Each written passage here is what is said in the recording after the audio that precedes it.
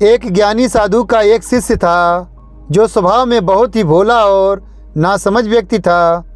शिष्य अपने गुरु का आदर सम्मान बड़ी ही निष्ठा और दिल से करता था, किंतु फिर भी वह अपने गुरु की कुछ बातों को नज़रअंदाज कर देता।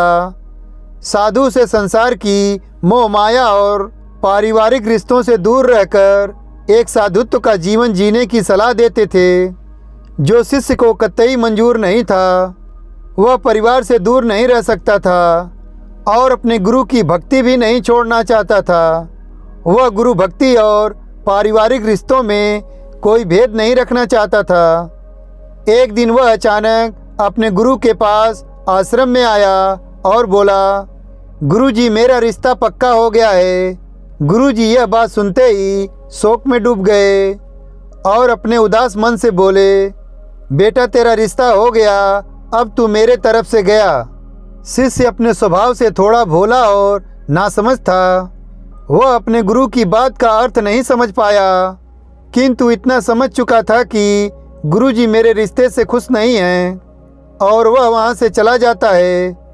कुछ दिनों बाद वह दोबारा अपने गुरु के पास आता है और कहता है, गुरुजी मैं आपको अपनी शादी का कार्ड देने आया हूँ। गुरुजी ने फिर वैसा ही जवाब दिया और बोले, बेटा अब तू तेरे परिवार से भी गया। शिष्य अपने गुरुजी के इस कथन का भी कोई जवाब नहीं दिया। कुछ दिन बाद में वह फिर अपने गुरुजी के पास आया और बोला, गुरुजी मेरा विवाह हो गया है और पत्नी भी घर आ गई है। गुरुजी ने तीसरी बार भी एक वैसा ही कथन बोल डाला, बेटा अब तो तू दुनिया से गया। अपने गुरु के मुख से ऐसी 3 बातें सुनकर वह थोड़ी नाराज़गी से बोला, गुरुजी आप नहीं जानते, मेरे परिवार वाले मुझसे बहुत प्रेम करते हैं। हमेशा उन्हें मेरी फिक्र रहती है और मुझे पत्नी भी मुझसे प्रेम करने वाली मिली है। तो आप ही बताइए, मैं इन बंधनों को छोड़कर चला जाऊं? उसकी बात सुनकर गुरुजी बोले, तो क्या सच में तुझे ऐसा लगता है कि तेरे परिवार वाले तेरी नई पत्नी तुझे इतना प्रेम करते हैं? वह बोला, जी बिल्कुल, इसमें कोई शक नहीं है गुरुजी। तो ठीक है, मैं तेरे परिवार वालों की एक परीक्षा लेना चाहता हूँ, जिससे सिद्ध हो जाएगा कि वे तुझसे कितना प्रेम करते हैं। इसके लिए तुझे मेरा एक काम करना होगा। शिष्य बोला, जी अवश्य गुरुजी, बोलिए क्या काम है। फिर गुरुजी ने अपने शिष्य के साथ मिलकर एक योजना बनाई, जिससे सिद्ध हो जाएगा सत्य क्या है। गुरुजी कहते हैं, एक काम कर, आज तू घर जा और अचानक पेट दर्द का बहाना बना करके जमीन पर गिर जा और ज़ोर ज़ोर से चिल्लाने लगना, ताकि तेरी आवाज़ सुनकर वहाँ सभी एकत्रित हो जाएं। फिर तेरे घर वाले डॉक्टर को बुलाएंगे। डॉक्टर की दवाई लेने के बाद भी तुझे कहना है कि मेरे पेट में दर्द बढ़ता ही जा रहा है, मेरे गुरुजी को बुला दो, मुझे वही ठीक कर सकते हैं, नहीं तो मैं मर जाऊंगा और जैसे ही मैं वहां पहुंचूंगा तू मरने का बहाना कर देना। अपने गुरु की पूरी योजना सुनने के बाद शिष्य ने कहा, ठीक है गुरुजी, आज देखते हैं किसके वचन सत्य हैं। वह अपने घर पहुंचता है और अपने गुरुजी के कहे अनुसार पेट दर्द का बहाना कर जमीन पर गिर जाता है। उसके घर वाले उसे इस अवस्था में देखकर भयभीत हो गए। उन्होंने जल्दी से डॉक्टर को बुलाया। सभी काफ़ी दुखी दिखाई दे रहे थे, जिसे देखकर शिष्य थोड़ा मन ही मन खुश हुआ, लेकिन उसे अभी योजना आगे बढ़ानी थी। वह बोला, मुझे दवाइयों से कोई फ़ायदा नहीं हो रहा है, कृपया आप जल्दी से मेरे गुरुजी को बुला लाओ, केवल वही मुझे ठीक कर सकते हैं, नहीं तो मैं मर जाऊंगा। उसके बड़े भाई तुरंत भागकर गुरुजी को बुला लाए।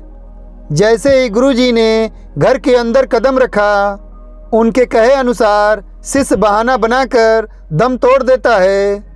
गुरुजी उसका हाथ देखते हैं और अपने भगवा रंग के तौलिए से उसे ढक देते हैं और अपने निराश मन से कहते हैं, आप लोगों ने मुझे बुलाने में थोड़ी देर कर दी, मेरा शिष्य अब नहीं रहा। मरने की बात सुनते ही उसके घर वाले खूब जोर जोर से रोने लगे। कोई अपना माथा जमीन पर मारता है तो कोई भगवान से उल्टा सीधा बोलता है। पूरा परिवार शोक के सागर में डूब चुका था। घर वालों को ऐसे रोता देख गुरुजी बोले, रुको, रोइए मत, मैं इसे जिंदा कर सकता हूँ। गुरुजी की यह बात सुनते ही सभी ने अपने आंसू थाम लिए और कहने लगे, तो गुरुजी इंतजार किसका, करिए ना जिंदा। गुरुजी बोले, जिंदा तो मैं कर दूंगा, लेकिन ये बताओ इसकी जगह जाएगा कौन? किसी एक को इसकी जगह जाना होगा और यह जिंदा हो जाएगा। सभी घरवाले गहन चिंतन में फंस गए। सभी ने एकदम चुप्पी साध ली। उनकी चुप्पी तोड़ने के लिए गुरुजी बोले, माता जी, आप सबसे ज़्यादा रो रही हैं, आप क्यों नहीं चली जाती इसकी जगह? माता बोली, नहीं गुरुजी, मैं चली गई तो मेरे पति को रोटी कौन पकड़ाएगा? गुरुजी शिष्य के पिता से बोलते हैं। पिता बोलते हैं, गुरुजी, मेरे बाद मेरी पत्नी का है ही कौन? गुरुजी उसकी पत्नी से बोले, जो अपने आंसू नहीं रोक पा रही थी। पत्नी बोली, गुरुजी, मेरी अभी अभी नई शादी हुई है, अभी तो मुश्किल से 15 दिन भी नहीं हुए, भला मैं क्यों अपनी जान दूं? मेरी तो दूसरी शादी भी हो जाएगी। सबकी बात सुनकर गुरुजी बोले, तो ठीक है, इसकी जगह मैं चला जाता हूँ। सभी घर वाले खुश हो गए। घर वाले कहते हैं, यह ठीक है गुरुजी, आपके तो आगे पीछे कोई है भी नहीं। गुरुजी बोले, तो ठीक है, मेरा कुछ सामान लाओ। 1 किलो दूध, 3 बाजरे की रोटी, 1 पाव देसी घी। घर वाले सभी सामग्री लाकर गुरुजी को दे दी। उन्होंने दूध में रोटियां मोरी और उसमें घी डालकर बोले, अब मैं यह पीऊँगा और मेरे पीते ही मेरी आत्मा इसके अंदर चली जाएगी। घी दूध तो गुरुजी का एक बहाना मात्र था भोजन करने के लिए। जैसे ही गुरुजी ने इसे पीकर खत्म किया, शिष्य का हाथ पकड़कर बोले, खड़ा हो जा। शिष्य जो पहले से ही जिंदा था, मरने का तो केवल एक बहाना था, खड़ा होकर बैठ गया। उसके घर वाले उसे जिंदा होते देख काफ़ी खुश हुए, लेकिन अपने परिवार की नकली खुशी देखकर वह एक गहरे दुख में डूब गया। गुरुजी उसके उदास चेहरे को देखा और बोले, तो ठीक है, अब मैं चलता हूँ। यहाँ दम तोड़ दूंगा तो तुम्हें परेशानी होगी। मैं खुद ही चला जाता हूँ शमशान घाट। गुरुजी जैसे ही जाने के लिए आगे बढ़े, शिष्य ने उनके पैर पकड़ लिए और बोला, कहाँ जा रहे हो गुरुजी? अपने इस भोले और नासमझ भक्त को अपने साथ लेकर नहीं जाओगे? तब से शिष्य ने सांसारिक मोह माया और पारिवारिक रिश्तों से अपने सारे बंधन तोड़ लिए और अपने गुरुजी के साथ दूर रहने का निश्चय कर लिया।